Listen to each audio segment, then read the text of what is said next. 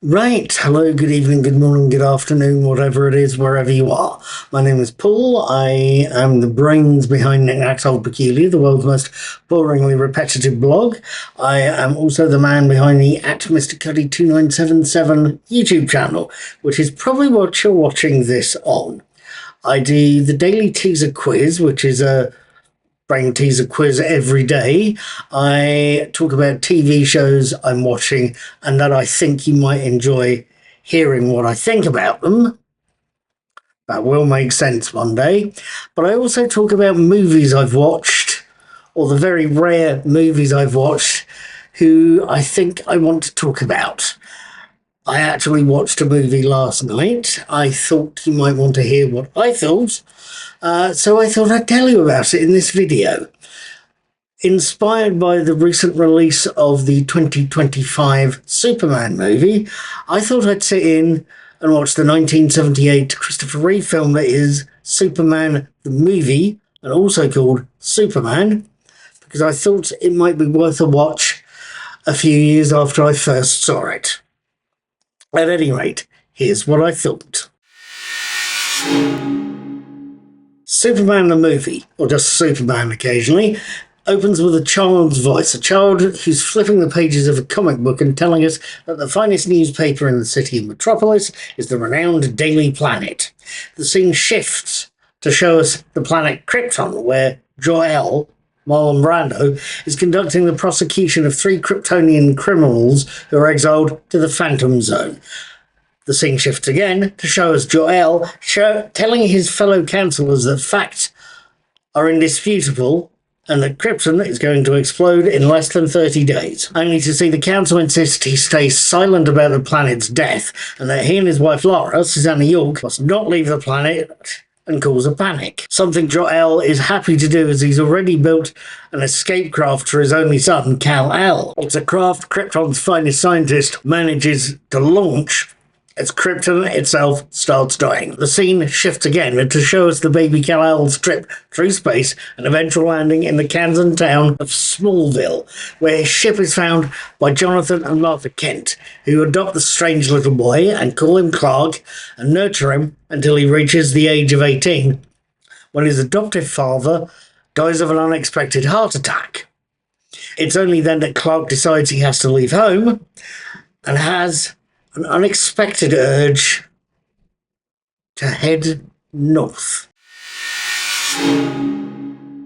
Now, bearing in mind I last saw Superman the movie, sod it, let's try and call it Superman for the rest of the review.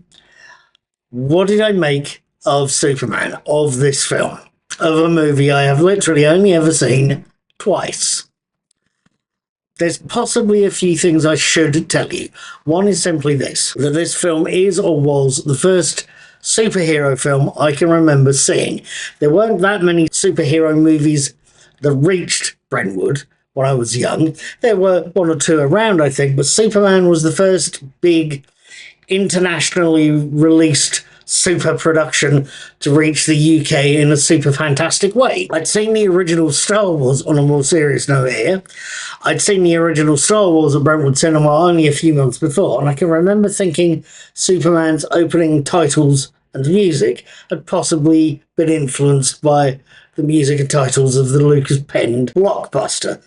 That may or may not be a point of contention there, but once those titles and opening music had rolled, we were in very different territory. For a start, the opening 15 minutes or so told us lots of things about Superman, about how his world was destroyed, how he came to Earth, how his years in Kansas shaped him, and how about the death of his adopted father.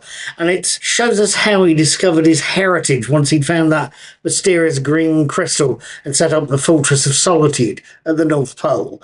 Those scenes of the fortress growing out of the Arctic ice, of the hologram of Brando's character, Superman's father, were beautifully done. But as important as they are to Superman's story, as important as the first 50 minutes of the film are or were, they bored me witless. in 78 and last night. It was the pacing as much as anything else. The details in that first 50 minutes of the film are all very well. They're all very nice. They're beautifully acted and shot. But it could have been shot or told over less time or far more quickly. Maybe not with a Star Wars style opening crawl, but certainly far more pacily. They're watchable, but they are slow. It's only when Clark, Superman's secret identity, it's only when Clark reaches Metropolis, about 50 minutes in, and then turns into Superman and rescues Lois from a mugger and is introduced to Lex Luthor, Gene Hackman. It's only then that Superman the movie picks up pace, moves into high gear, and, like its main character, starts to fly.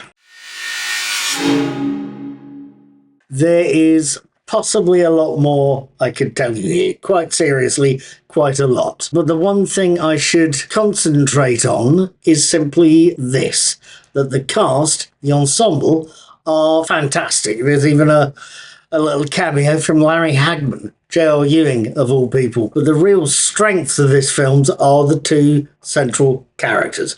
I have quietly said for years that whoever plays Lois Lane in later Superman movies needs, or needed, one of the two, to be someone special. They need, in other words, to bring feistiness, verve, toughness to the role. They need to be both vulnerable and have the hard-nosed journalistic instincts of a chain-smoking veteran reporter. They really do. With all due respect to everyone else that's played the part, and with all due respect to Stockard Channing, Rizzo from Grace, who also auditioned for the role in 1978, Kidder is the definitive Lois Lane.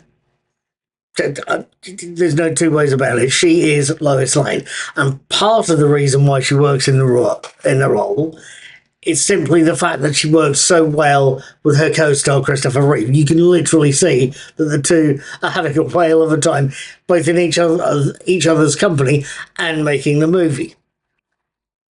There is that, which bloody well helps, but there's also the quite simple fact she is absolutely right for the role. She's Lois.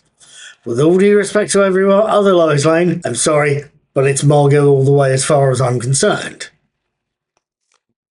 Reeve himself plays Clark stroke Superman with a straight face that could possibly only be outdone by Adam West as Batman. Nobody else does it quite as straight as the pair of them. But he also does it with a sense of restraint and an unfailing sense of good manners. At one sense in the film, there's a famous scene where he drills his way down through the Metropolis's pavements so he can get to Lex Luthor's underground base.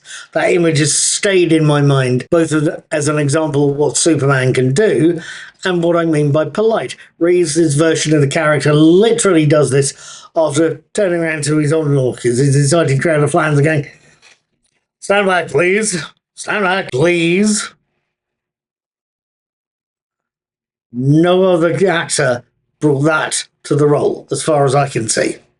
No other actor has brought that sense of restraint, has brought that sense of good manners, brought all of that to the role with such a knowing, bloody smile. It's a smile that snares Lois Lane, and it's a smile, I suspect, kept all of us watching Reeves' version through all the rest of the movie. So, what did I make of a trip down memory lane? A second viewing of a 47-year-old film that still looks good, even though I last saw it 47 years ago.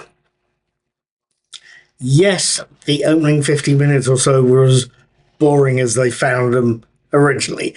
Yes, the effects hold up, although they're nowhere near as sophisticated as today's, and I suspect I could do better on my Mac Mini to a certain extent. And yes, the "can you read my mind" section of the film is basically cheesier than a shed full of double Gloucester. But Superman the movie, or Superman if you want to call it that, is still a very watchable film.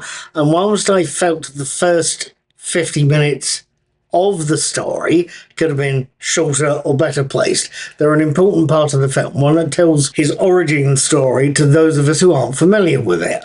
I wasn't then, I'm a bit more so now. Yes, the character's line about defending truth, justice, and the American way puts me in mind of a quote from Moore and Gibson's Watchmen graphic novels. Yes, the film came out in the post-Star Wars sci-fi movie frenzy, but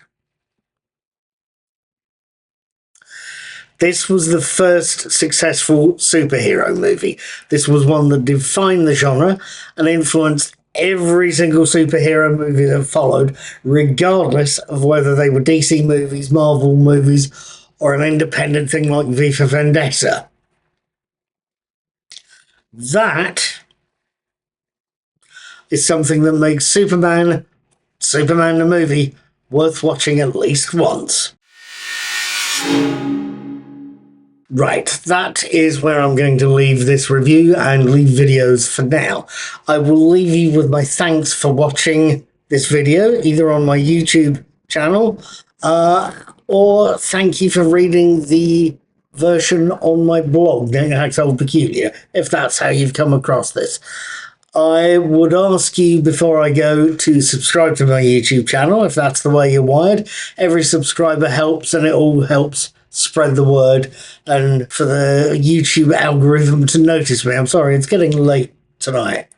Thank you for doing that if you do. Thank you also for tipping. There should be a link to my PayPal tip jar in the corner there. If that's something you want to do, please do, because every penny helps run both the blog and the channel. I will leave things for now and suggest you come back for the daily teaser quiz, and keep an eye open in a few days' time for when I actually start posting my reviews of Star Trek Strange New World Series 3.